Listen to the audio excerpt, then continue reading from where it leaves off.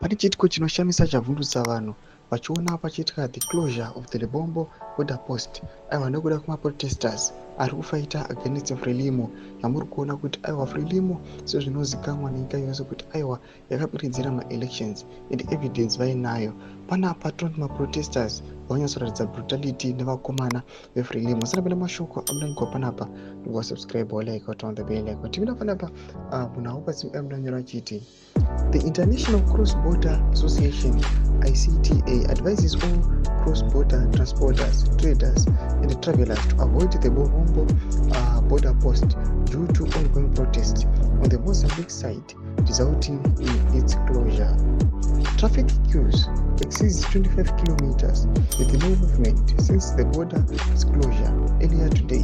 The ICTA strongly recommends that transporters refrain from sending trucks to the border until the situation stabilizes.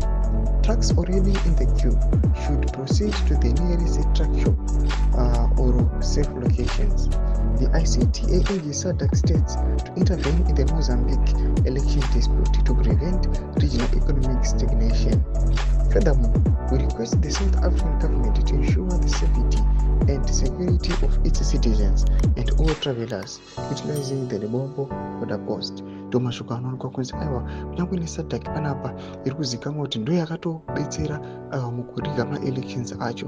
Vakaona vari kutoti sei muchizivikanwa kuti ndimi organizing yenyu zvatokwanisa kuresolve these disputes muramba makanyarara muchida kuti ma-citizens asafe. Zviitiko zvatinoona kuti aiwa chiitiko ichi Frelimo yafeila. Tiona kuti vana Venancio Mondlane they are now dominating, they now have full control aiwa yeMozambique. Tinoda kuti vangodhimanda zvavari kuda chiri kuitika. Todze mafungiro enyu muri kudii pamusoro pe-unrest iri kuitika Mozambique. Kuna comment section medu. Subscribe or like, turn on the bell icon.